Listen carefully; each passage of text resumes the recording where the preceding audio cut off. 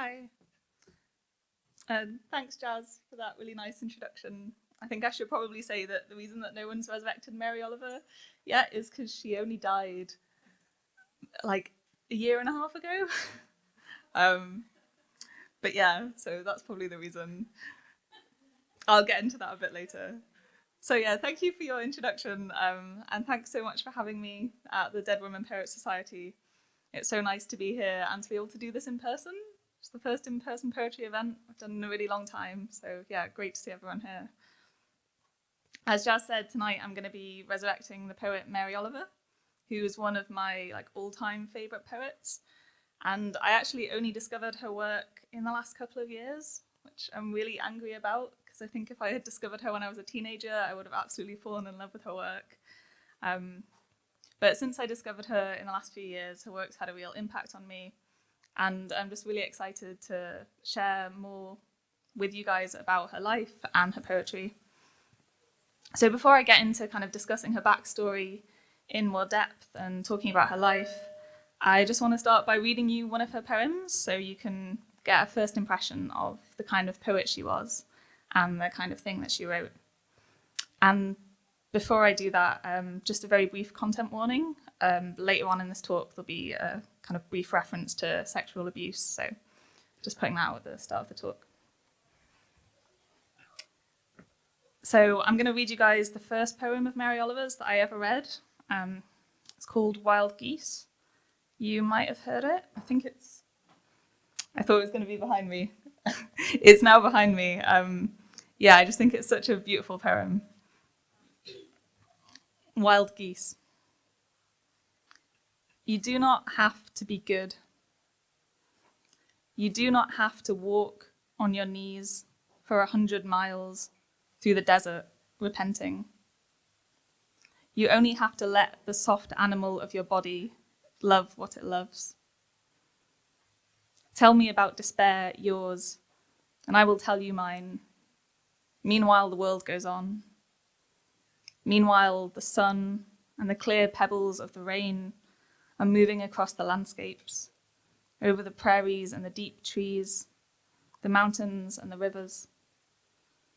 Meanwhile, the wild geese, high in the clean blue air, are heading home again. Whoever you are, no matter how lonely, the world offers itself to your imagination, calls to you like the wild geese, harsh and exciting, over and over announcing your place in the family of things. Thank you.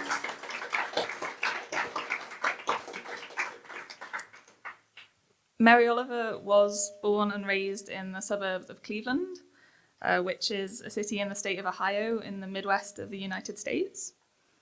She was born in 1935, so in that time between the First and the Second World Wars.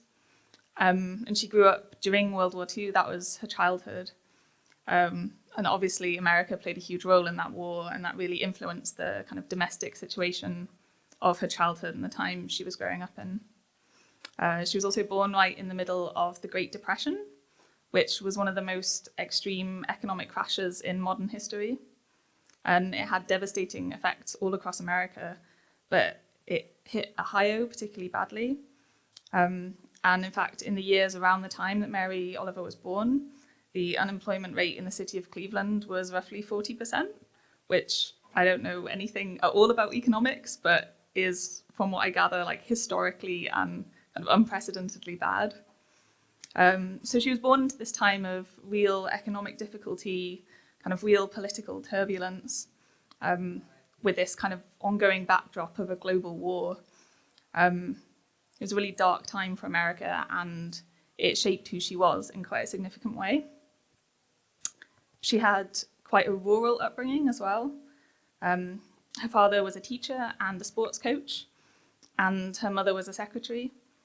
And in the interviews that she gave early on in her career, she described her upbringing as nice, which is not a hugely convincing word, I don't think. And she also called it pastoral, saying that she spent huge amounts of time outside, kind of playing on her own in the forests and the fields and in the rivers around her family home. However, later on in her life, kind of in the decade or so before she died, she started to give much more open interviews. She became a lot more frank about her personal life. And at that point, she revealed that her childhood had actually been really difficult. She called her family dysfunctional. And she also revealed that she had been sexually abused at a very young age. And she talked about how words and reading and poetry that she had access to, and also kind of the natural world as well, was a real sort of salvation for her in that difficult time, and then also in the years after that as well, as she grew into a teenager. In that time, when she was a teenager, she was also really influenced by the work of the American poet Edna St. Vincent Millay, who I don't know if you guys have heard of, but is a fantastic poet. Would definitely recommend checking her out. I think somebody resurrected her a couple of years ago, so it might be on the Dead Women Poets website if you want to have a look at that. But yeah, Edna St. Vincent Millay was very famous in America, having been the first woman ever to win the Pulitzer Prize for poetry. And she had died to a huge amount of media coverage when Mary was 15 years old.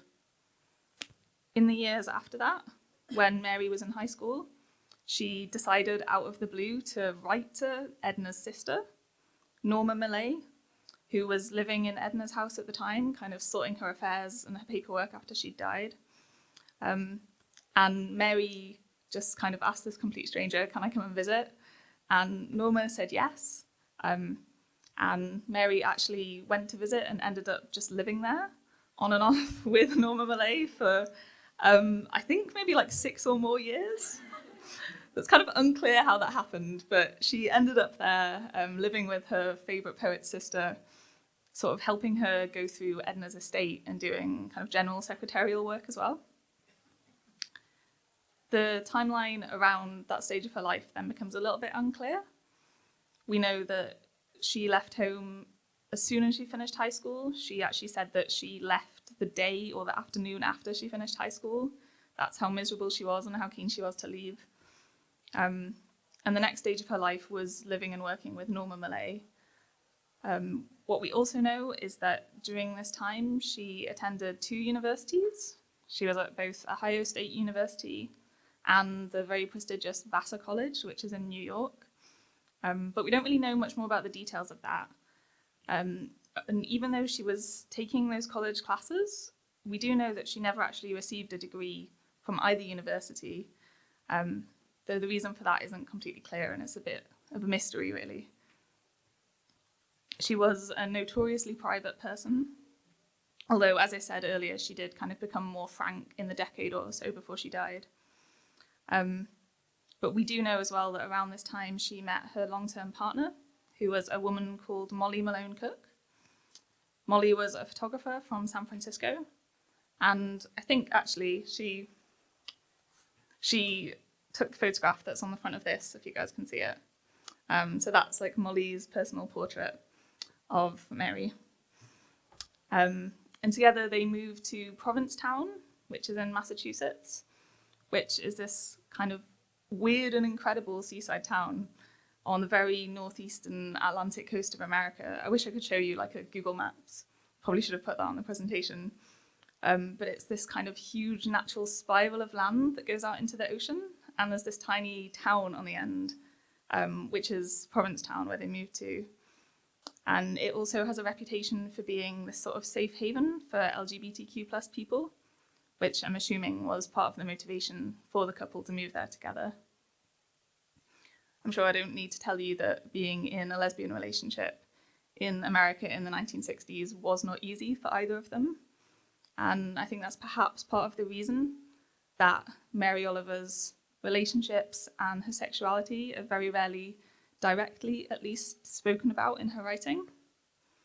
Although I kind of personally think that you can see these small glimpses of it coming through in some places if you kind of know where to look, maybe. For example, if you choose to read the poem Wild Geese that I read at the beginning through a kind of queer perspective, I think that the lines, "You do not have to walk on your knees for 100 miles through the desert repenting. You only have to let the soft animal of your body love what it loves," take on this whole new meaning. And I definitely know that as a queer person myself, those lines really resonated with me in that way, kind of feeling that you don't have to apologize for who you are and you shouldn't kind of have to put yourself through any kind of punishment, which maybe is reflective of how she might have been feeling in that relationship in that kind of difficult time in the 60s.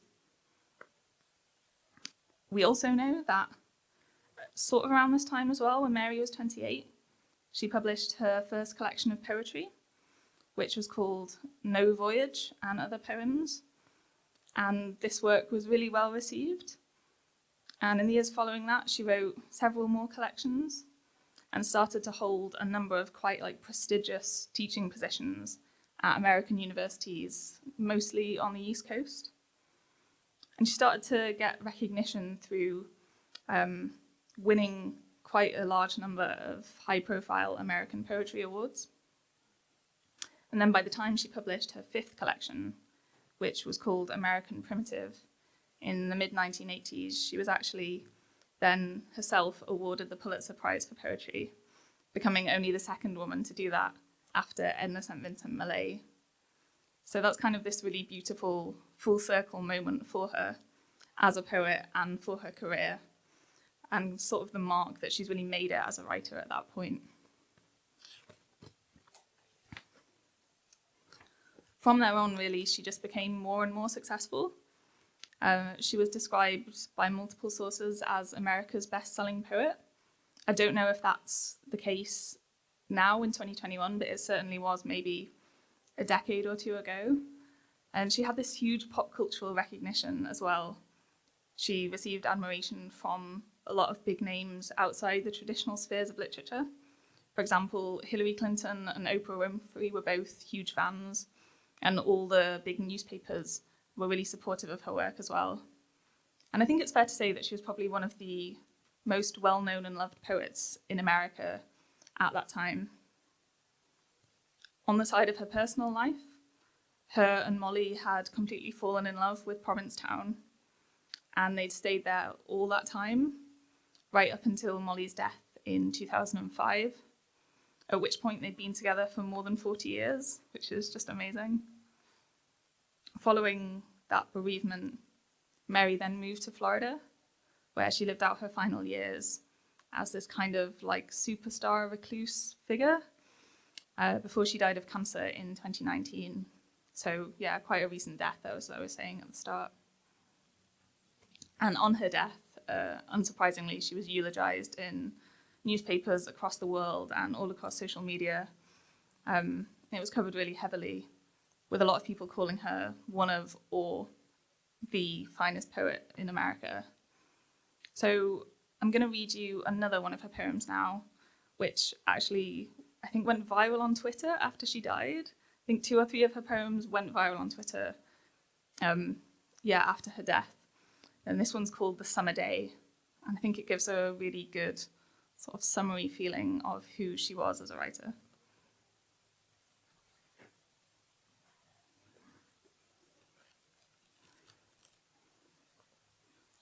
The Summer Day. Who made the world? Who made the swan and the black bear? Who made the grasshopper? This grasshopper, I mean. The one who has flung herself out of the grass. The one who is eating sugar out of my hand.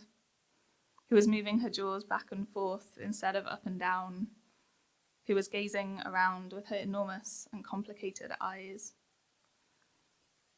Now she lifts her pale forearms and thoroughly washes her face. Now she snaps her wings open and floats away. I don't know exactly what a prayer is.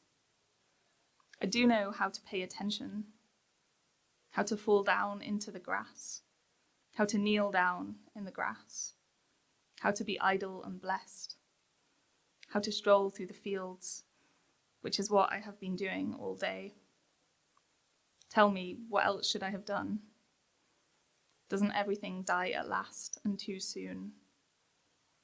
Tell me, what is it you plan to do with your one wild and precious life?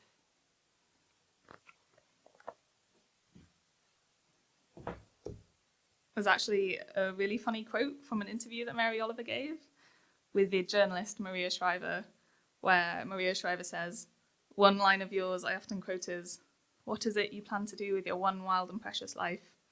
What do you think you've done with your one wild and precious life?' And Mary Oliver says, 'I used up a lot of pencils,' which I really enjoyed. You don't often see humour come through in her poems, but she was clearly like a very kind of witty and dry character. I think that poem, The Summer Day, also really speaks to Mary Oliver's talent as a nature poet. And I know that that term in poetry can sometimes get thrown around, sometimes maybe as a way to minimise the work of a poet, or to say someone's work is kind of like two-dimensional or maybe boring. And I think that's done particularly towards women poets as well. There's this sort of idea that women writing about nature is too emotive and not intellectual enough, which is obviously ridiculous. And Mary Oliver, even though she was so widely acclaimed and praised, unfortunately didn't escape from misogynistic criticisms of this kind. She was also criticised in another way that I think is very misogynistic, which was for being too popular. I just don't really understand what that means. Or she often got called too accessible, which is, is a really strange insult. And I think maybe it's kind of a snobbish way of degrading the work of women, particularly women that have been very successful outside of maybe the traditional audience of literature. And maybe an insult that comes from people that possibly haven't been that successful. But yeah, when I use the term nature poet here, what I really mean is just that Mary Oliver did mostly write about nature. And a large proportion of her poetry is, at least on the first reading, about the natural world. And I think what really comes through in that poem is that she wrote about so much more than just nature, or maybe that was just kind of the surface level. And I think what she really was writing about is what it is to be alive, what it is to be human, what it is to move through and negotiate your place in the world, and our kind of complex relationship, both as individuals and as a species, to nature. I also think that her work is particularly poignant in terms of the climate crisis that we're starting to live through. And that's not a retrospective application of me kind of putting a modern understanding onto poems that are, in some cases, 40 or 50 years old. In fact, Mary Oliver was really candid throughout her lifetime in talking about the devastation that humans have inflicted on the natural world and how people are kind of losing that connection to nature more and more. And what I think is really interesting is that she frequently said that she saw a kind of purpose to her work in that way. So she's quoted as having said, "I just happen to think you catch more flies with honey than with vinegar. So I tried to do more of the, have you noticed this wonderful thing? Do you remember this? I tried to praise. If I have any lasting worth, it will be because I have tried to make people remember what the earth is meant to look like." Which I think, and I hope that other people who have read some of her work would also think she does really successfully. There's also this kind of real sense of humility running through her poems, I think. She has these recurring comments about how it's our purpose to pay attention. I think I mentioned that in the last poem. There's this idea of being custodial, that we're kind of not in charge, but we're here to look after and protect things. And rather than being kind of the most important creature or species on Earth, we're just kind of another one of many. So I'm going to read one more of her poems that I think really gets at that point about sort of our levels of importance in the world. And it's an excerpt from a longer series of poems called Rain, but this section is called Early Morning My Birthday. And it's just like a shorter part of it. I wish I could read you the whole thing, but it's like 4 pages long.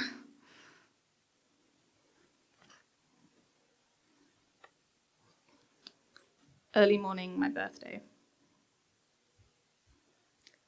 The snails on the pink sleds of their bodies are moving among the morning glories. The spider is asleep among the red thumbs of the raspberries. What shall I do? What shall I do? The rain is slow. The little birds are alive in it, even the beetles. The green leaves lap it up. What shall I do? What shall I do? The wasp sits on the porch of her paper castle. The blue heron floats out of the clouds. The fish leap all rainbow and mouth from the dark water. This morning, the water lilies are no less lovely, I think, than the lilies of Monet. And I do not want any more to be useful, to be docile, to lead children out of the fields into the text of civility, to teach them that they are not, better than the grass.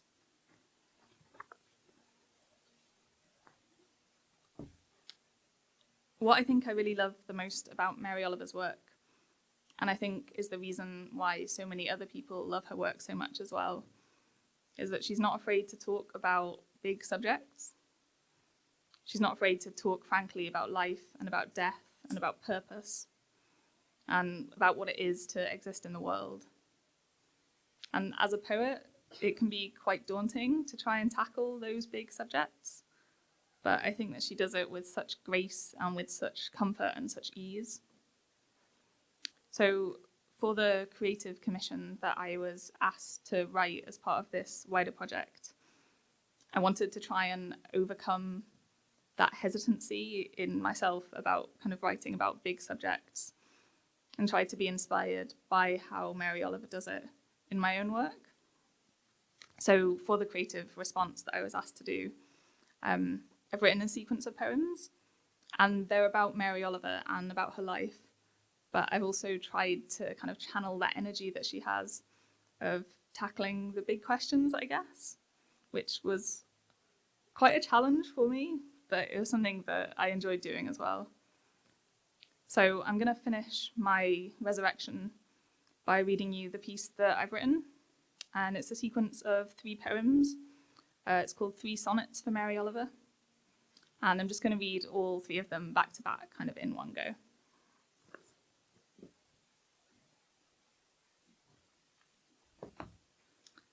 Three Sonnets for Mary Oliver. Mary, this morning I'm in the gardens, writing and thinking of you, and a robin lands right next to me on the benches, his tiny body glossy and thrumming like a car engine. He's so close it feels like some kind of magic, some trespass into a place that doesn't belong to me, that has its own machinery, its ancient language of flight and hollow bone. Mary, I think that was the kind of world you moved through. Each animal universe and the earth's wild gospel opening themselves to you. You saw everything. The life people wanted you to have was a small house, but you looked out through the windows and you opened the front door and you walked. Mary, Florida is where you're buried, but I think Ohio has your heart, its acres of grassland shaking and golden. Your America had old bones, was full of the old gods, not the kind that cared if you had a wife, but the kind that moved the phases of the moon, breathed life into the blackthorn in February, swelling the lungs of spring. Mary, when you died, the older groves bent in the wind, made a green song of their grief, and the beaches of Provincetown were 1 part less loved than before. But something of you is alive in everything. The earth's dark vein has your name on it. And to read you is to tap into some other way of being, is to dig your fingers and toes into the dirt and feel it speak. Mary, the world was a slack string inside of you, and you pulled both ends, till you were a taut thing, humming, a bright and jangling nerve. These autumn evenings, I could almost feel like that, on the cusp of everything, the darkness turning around me, the falling amber cathedral of the leaves. Right now, we are all living at the boundaries, every second unrolling in front of us the new threshold of our lives, which is where you lived always, seeing past yourself, asking us over and over to be brave, to look out into the world, to know its billion tiny universes, its shining, ready gift. Thank you.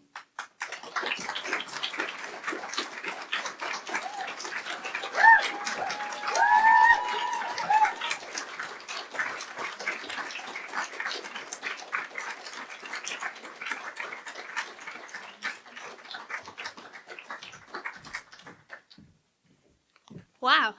Thank you so much, Lizzie. That was incredible.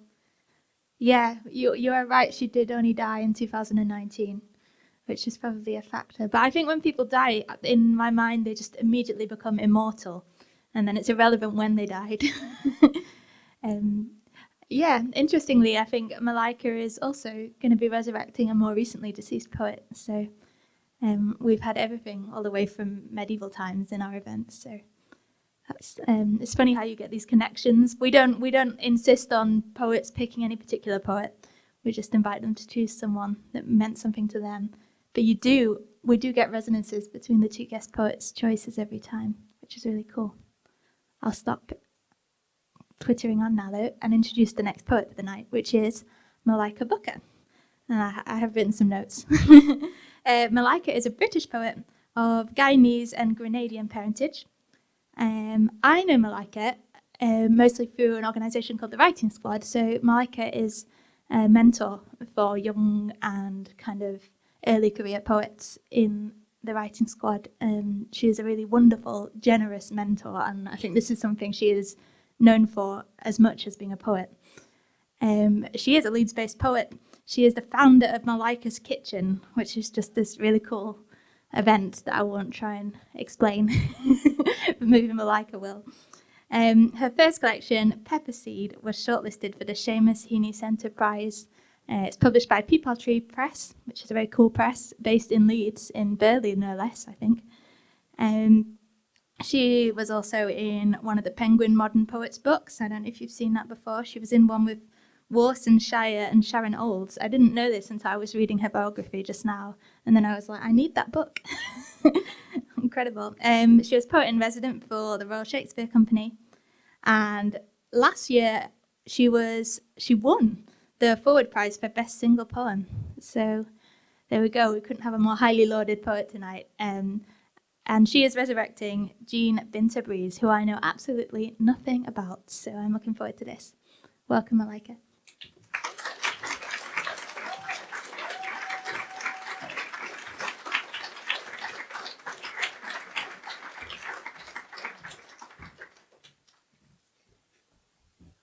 Hi, I don't know how to be in front of audiences anymore. Hi, good evening, everybody. How are you? You okay? So I'm going to speak about Jean Binta Breeze. Jean Binta Breeze passed away in August 2021, just the other day, and I'm resurrecting her, and I've completely changed the poet that I had consistently stuck to for the last 2 years, because she's one of my favorite poets. Last year on my birthday, I remember contacting Jean in Jamaica and asking her if she would, as one of my favorite poets, come on Zoom at my party and read a poem. And she's so generous and she was so lovely. She said, I don't understand the Zoom business, but I'll get my daughter to organize that. And little did I know when she was there doing this fantastic poem that was the last time that I would see her. So this week when I thought about it, I thought we get the news during COVID in silence, and we get the news of people passing in our homes. How do we mourn? And I thought this would be a fantastic way to mourn, resurrect, and also share the word about Jean Binta Breeze. So Jean Binta Breeze is a pioneer. She's the first female dub poet. Before her, you had, and around that time, you had Mikey Smith, you had Mutabaruka, and you had Linton Kwesi Johnson. And Mutabaruka was doing an event in Jamaica, and Jean came on stage and blew the world away. And we've never recovered since. She's a ferocious performer. I wrote all this stuff down about her, and then I left it at home. And then I thought I can talk about her. And she's someone who her work was just immersed in the female expression, in the female experience. So she died only young, age 65. And her work fuses lyrical poetry, the lyrical. It fuses the performance. To hear her perform was to feel as if you were in the hands of a just phenomenal artist. Your goosebumps would rise around your arm. And sometimes I've been in audiences where people have been sobbing uncontrollably 1 minute and then laughing hilariously the next. And the performer who has to go on after Jean is quaking in their boots. She worked both in Jamaica and in Britain. And she brought life to the stage. And it's no kind of coincidence that she did that, because she grew up in a little village in Jamaica and then went to Kingston and went to theatre school and was part of a theatre company called the Sistering Theatre Company, a group of Jamaican women in Kingston at that time.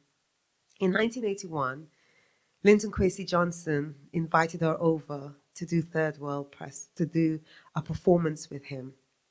And we were so enriched from it because she decided to stay on our shores and has worked ever since. So let me talk about her poetry. And what I thought I would do is actually make her poetry speak for itself. She has 9 collections of poems, albums, plays, and her work challenged the borders between dub, poetry, and performance. I think she pushed the barriers of what poetry is, but also in a male-dominated sphere of dub poetry, she was categorically standing in her boots, saying the female and women's existence and women's work and women's voices are very important, and you'll hear that in her poems as well. She was speaking about a range of experiences with warmth, with humor, with charisma, with oomph. Sometimes you felt like you were in a church. I feel intimidated that I'm going to try and read some of these that I've heard her read already. She was born Jean Lumsden to a mixed-race couple in Patty Hill, a village near Montego Bay, in northwest Jamaica. And for a time, she was raised by her grandmother and her great aunt, while her mother studied with midwifery. But as I said before, she took A-level English in Spanish, geography, and English. And shortly after leaving school in 1974, when I was 4 years old, she married a Welsh teacher who worked there called Brian Breeze. They subsequently divorced, but she kept the name Breeze and changed the S to Z. And the Binta was acquired from a friend because, as she said, they wanted to have these performance names and they were trying all these names out. And she said, "You're a Binta." And Binta always talks about the fact that Binta changed wherever she was. In South Africa, it meant little daughter. In another place, it meant something else. And she was all those things.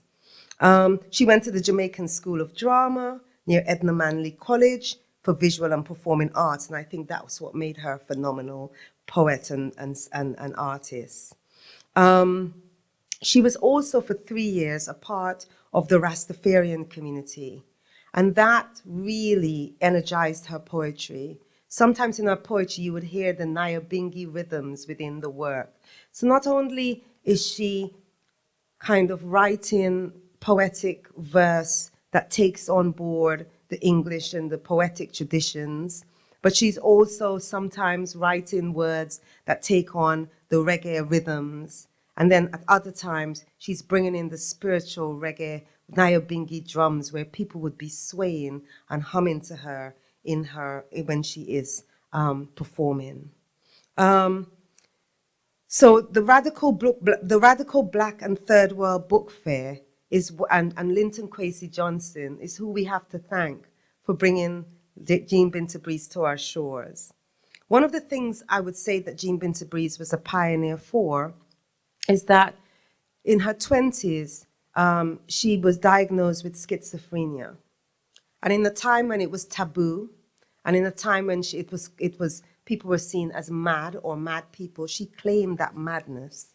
And she did one of her most popular poems of the time, going around advocating for and speaking about, quite frankly, the schizophrenic episodes that she had. And the poem was about the voices that she heard in her head.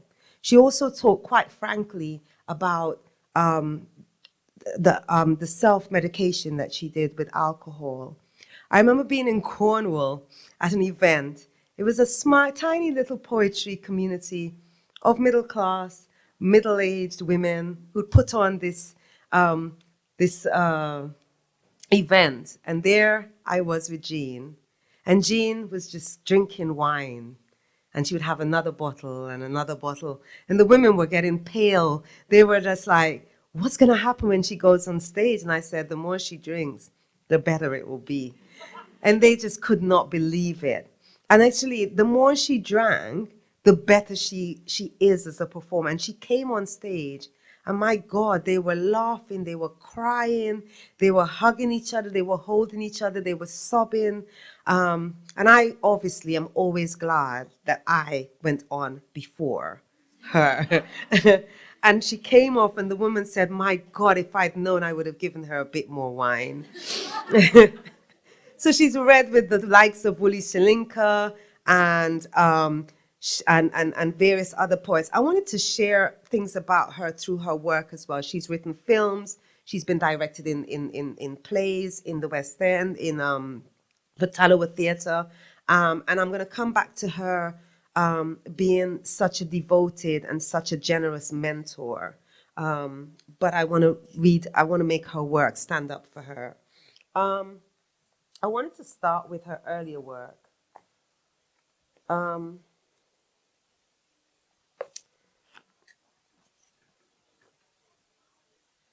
She was very radical. And one of the poems that she's known for is a poem called AIDS Travels with a Bomb. I have never not seen Jean Binta Breeze do this, so I feel quite weird doing this in her place. If you have a chance, I would say to everybody in this audience to put Jean Binta Breeze into YouTube when you get home and watch her perform. You'll be amazed. You'll be so struck by her performances and her poems that you will want to watch more and more.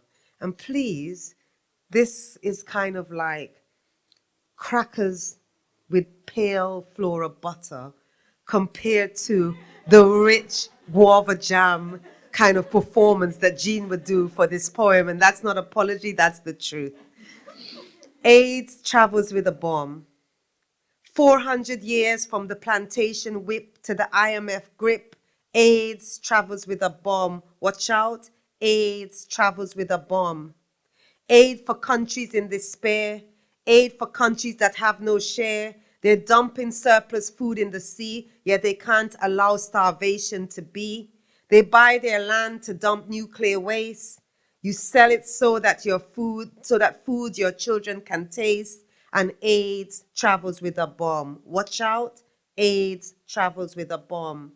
They love your country, they want to invest, but your country don't get when it comes to the test. They rob and exploit you of your own, then send it back as a foreign loan. Interest is on it, regulations too. This would also decide your policy for you because AIDS travels with a bomb. Watch out, AIDS travels with a bomb. They come, they work, they smile so pleased. They leave and you discover a new disease. AIDS travels with a bomb. Watch out, AIDS travels with a bomb. You don't know if they're on CIA fee or even with the KGB because you think your country is oh so free until you look at the economy and AIDS travels with a bomb. Watch out. Can you imagine Jean doing this at the height of the AIDS epidemic? And when we were all watching on our news, CND, protesters protesting about nuclear war. And then she's doing this and bringing these together. Can you imagine? It's phenomenal. So that's one of her early poems that I wanted to do for you. And one of the things that she's really profound at doing is magnifying and making majestic women's stories, particularly Caribbean women's stories and their work. Ordinary morning. It wasn't that the day did start out bad, or that no early morning dream did swing me foot off the wrong side of the bed. It wasn't that the cold floor make me sneeze and my nose start run with misery. Wasn't a hangover headache morning or a worry rising morning.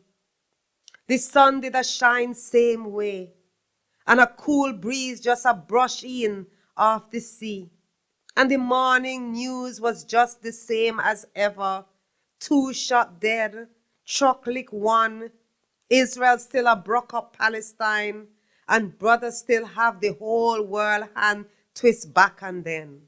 No, it wasn't the day that start out bad.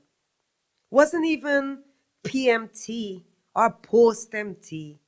Was just another ordinary get up, get the children ready for school morning. Another what to cook for dinner this evening morning.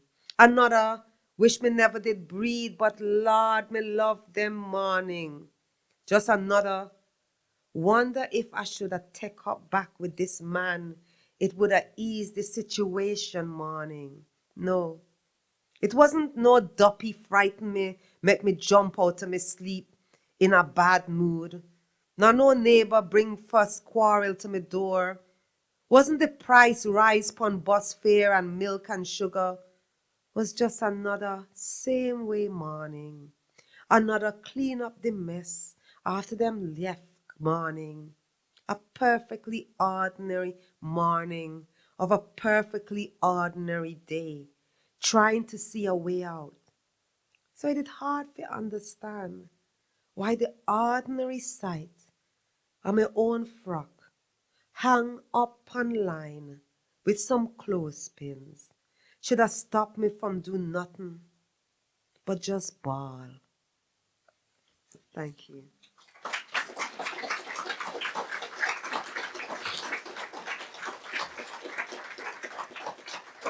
Another poem Jean was very, very popular for is Simple Things. Please go on YouTube because when you watch it, I mean, Ordinary Morning, when she does it, it makes you cry. When she hits that last note, you're like, oh. Simple things. The simple things of life, my dear, the simple things of life. She rocked the rhythm in her chair, brushed a hand across her hair, miles of travel in her stare, the simple things of life. And home it corn. And the backache gone. Plant me peas, arthritis ease. The simple things of life. Leaning back, she wiped an eye. Read the rain signs in the sky. Evening's ashes in a fireside. The simple things of life. So I'm about to see at center, fancying myself a young hotshot poet.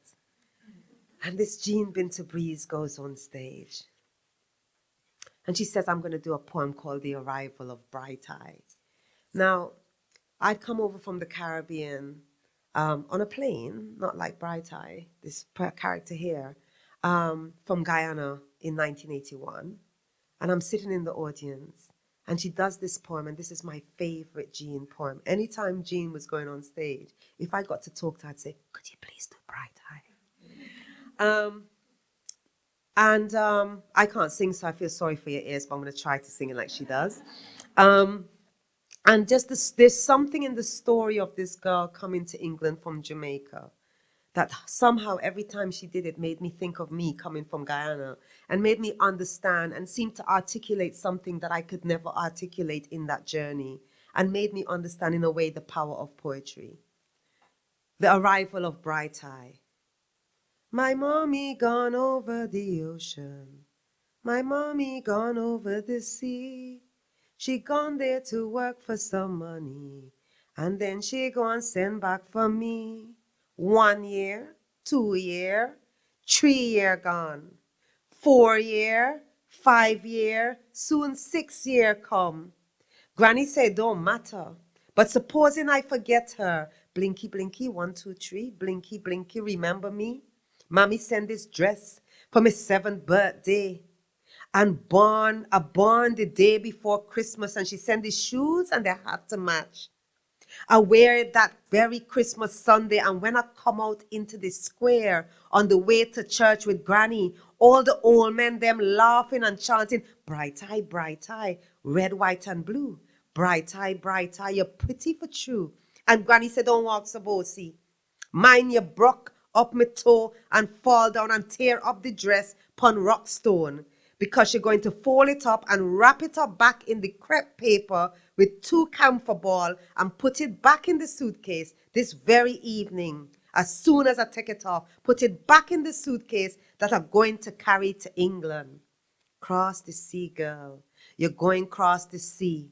And a little water fall from Granny eye, which make her cross, and she shake my hand off and dress where I'm holding on to make sure that I don't fall down, for the shoe's hard to walk in on rock stone. And she wipe her eye with her kerchief. And I looking up in my Granny face. I know Granny face real good. She says, me and my mother and my grandpa put all the lines in it. And I'm wondering which lines is mine. And I'm thinking how Granny face look when sun shine and the flowers bloom, and when rain fall and the water barrel, and when drought and the bean tree dead, and when Grandpa bust a rude joke. I know Granny face, but now she wipe her eye and lock up her face tight. And I feel something tight lock up in my throat, for I can't remember my mother face. And I can't remember my mother face at all. And all the time after that, Granny finger in the silver thimble flashing, sewing on the red, white, and blue lace she buy at the market. Sewed it on to the church hat to make pretty bonnet to go with the dress. She said I must put on the whole outfit when I reach, so my mother can see how pretty and how she take good care of me. And she packed the cod liver oil pill them in my bag and say, remember to take one every day on the boat, so my skin would still shine when I reach. And when we leave in the village in the morning, all the old men them singing, bright eye, going across the sea. Bright eye, mother said for she. Bright eye, you going to remember me? And the children playing ring games and clapping, row, row, row your boat gently down the stream. Merrily, merrily, merrily, merrily, life is but a dream. And the busted tongue and Granny crying, and the old boat and the woman that Granny put me in the charge of, and day and night, and it getting cold all the way in a dream to England. I dress up, you see, the day that we arrive, on all the business, all the boastiness that Granny warned me about come back when I dress up. And the shoes don't fit so good now, but I'm wearing them. And I think my mother going to be there to meet the boat, so I'm looking hard. And I'm looking hard for Granny say cod liver oil pill good for eyesight too. So I sure I can see my mother way over there where people watching the boat. I sure I see my mother, for she have a red, white, and a blue umbrella. It must be she, for she must know the colors that are wearing. Granny must did write her and tell her the colors that are wearing. And I pull in the lady hand to come off the boat, and I hoping no rock stone not there to walk on in the shoes. Though that not so pretty now, for no sun not shining, but they still red. So mama can't miss them. And I pin my eye on the red, white, and blue umbrella. And I pull in the lady that way. But she say, no, we have to catch the train to London.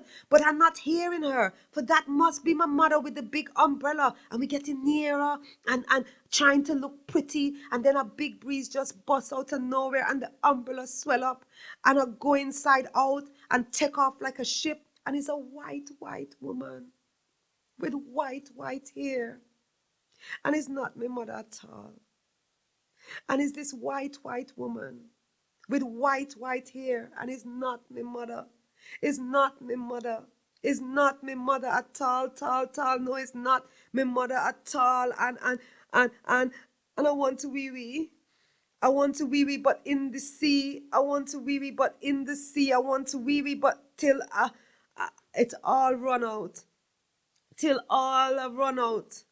All the way back home to my granny. We take a train to Marylebone, fish and chips, then come back home past Piccadilly Circus, Trafalgar Square, pigeons flying up and down. Pigeons everywhere, sitting on an old man's head in Trafalgar Square. I never see my granny again. She died when I was 10, and mommy never did have the money for all of us to go home, so she wanted to have to go, for she had to make all the arrangements. And my brother and sister that born here, they didn't want to go because they never know granny at all.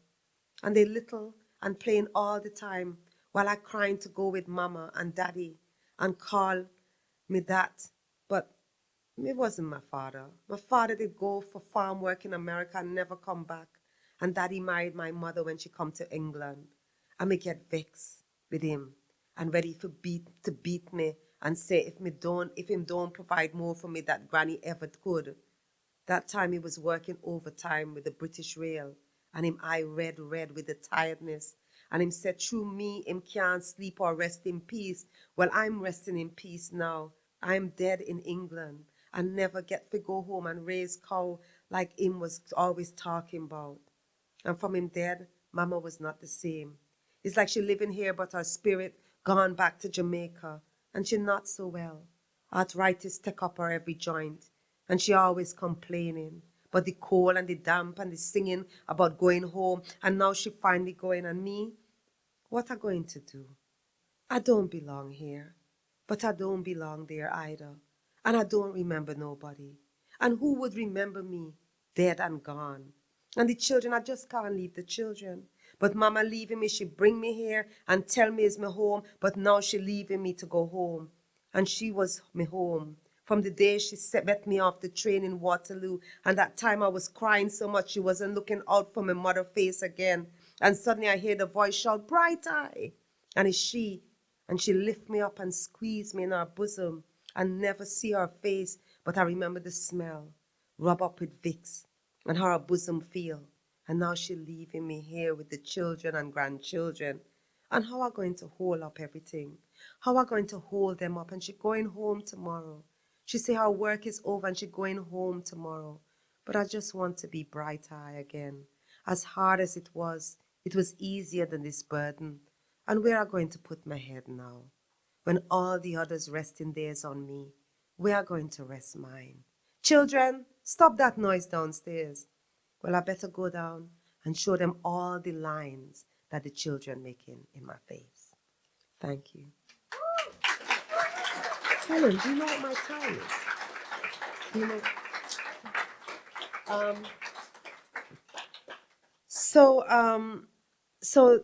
it's amazing how she just, in her poem, she just seems to coin, in those 3 poems you can see women's work, women's interior, and also how she coined how it was for the Windrush generation, how it was. And if we think how prophetic that was, because if you think about some of those children like Bright Eye is one of the children who's now getting kind of deported home because they didn't have a passport when they came. So Jean went on to write the most amazing book in the form of a quadrille, and all the poems take on these figures of this particular dance. She got a Nestor grant to do this book, and it was quite an ambitious book. And it was a tour de force because she was mixing everything up, form, structure, performance, dub, and everything in this book. I feel it was underrated and never got the kind of popularity that it deserved. So if you ever looking for a book of Binta Breeze to get The Fifth Wheel. It's a really phenomenal book. I'm just going to read a little bit from it, and I want to end with the veranda poems and a poem of mine that answers back. Figure 2. So each bit of this book takes on the figure of the dance, which is this Caribbean dance called the quadrille. I am born of blood, I am born of bush. Nana told me the story of my father to help me understand my mother. I know why she sits in the corner and stares through a closed-up window, leaving me to grow up with her. I know why the children sing at the gate and laugh when I throw stones to hit them. They mock and they cry, oh Lord, don't let me be like Emmeline, just sitting by the window and wasting time.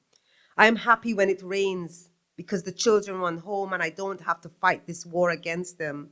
Yesterday, I found a stone that felt like a bird in my hand. It crashed into the head of the last child to run. I know she wouldn't come back tomorrow. I learned how to pick mangoes with Nana, how to aim and throw straight at the stem, not the fruit, so they wouldn't suffer a bruising.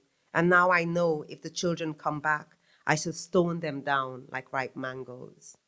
And what is amazing about this book of Jean's is that it's part memoir, part poetry, part fiction, and it's all just beautifully sculptured and done. In her last years, Jean retired to Jamaica, and she could never be without this oxygen tank that she used. But she was so happy because every time you talk to Jean in Jamaica, she talked about the fact that she had the best life as a poet because she sat on the veranda. And the veranda in her village was where she could see everything and she could clock everything there. And I remember when she came over to visit, she kept talking about, I have another veranda poem. So I want to share with you some of the poems that she wrote in her last days, and then I'm going to finish with this poem called The Wife of Bath, which is about the wife of Bath in Brixton. So I'm going to read. A stranger walked in off the road today. That can't be helped. With the gate wide open and the short railings, no grills, no locks. This is not Kingston. This is countryside Jamaica. He's polite, this stranger. Any dog, ma'am? No dog, sir? I could clean your car, ma'am. No car, sir. I could scour your awnings. We do that ourselves, sir. Don't think I'm always like this, ma'am. I need bus fare to reach home. Grange Hill is 2 bus rides away.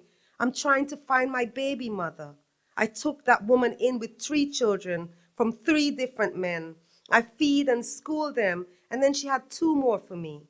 And 5 years later, one of the baby father came home from America, every morning quarrel and every night fight till she stabbed me in the eye. I walked the street crying, been walking 3 years, working where I could, but now I need bus fare. For the children called yesterday, said she needs some help, and for them I'll try again. So just a bus fare. For not every man is a dog, my mom. Not every man is a dog. If you have children, you know what I mean. Not every man is a dog. He leaves me on the veranda, leaves with my last $50, leaves me with 2 sides of the story. And Jean reckoned that she would just sit on the veranda and these stories would walk into her. I'm going to end with her poem called The Wife of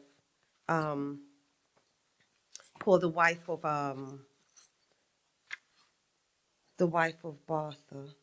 The wife of Bath speaks in Brixton Market because, of course, Chaucer's going to resurrect in Jean Binterby's poem in Brixton Market. Why not? Okay. The wife of Bath speaks in Brixton Market. My life is my own Bible when it comes to all these woes in married life. For since I reached 12, thanks to eternal God, is 5 husbands I have, if that is possible. But all of them was worth something in them own way. Don't they say that through Jesus only one go to one wedding in Canaan? We're not supposed to marry more than once? Well, then again, them say, him tell the Samaritan woman by the well that though she did have 5 husbands, the last one never count. Is what I mean by that? Well, just just feel one left out. How much she can have then? 4? I don't have a precise number. Well, people can argue it forever, but me sure of one serious thing. In order we to sex and multiply, I'm also say that the man must left him mother and him father and cling to me. But him never say how many. Me I hear no mention of bigamy or polygamy. So why me or anybody should think it's a crime? And what about the wise King Solomon? Look how much wife him take, Lord. I wish I did have as much in bed as him. God must give him some great gift. No one alive did ever have such fun, but still I will thank the Lord. For don't I have only 5, for though I have only wife, I will welcome the 6th one whenever him choose to arrive, because I'm not locking up my foot at all. If one husband dead, another Christian man will surely come. For even the apostles say that then be free to take another man that can please me, better to marry than to bun. Abraham, Joseph, enough other holy man did have enough wife. Why God forbid that? You see, no clear word. Why I'm ever order virginity. There's no such commandment. It's the Apostle Paul come talk about maidenhead, and him never qualified for talk about that. Him say a man must counsel a woman, but counseling is not command. What I do with my body is my personal business. And if God did command virginity, nobody would have married. For married would have dead, and no more picnic would have born, and no new maidenhead would have thing. How Paul him want take command with Jesus when we all know pum pum is something sweet. Enough sword will fall on it. Whatever, just like the apostle want to do nothing with sex, is free to choose that. And it goes on, but I'm going to stop there.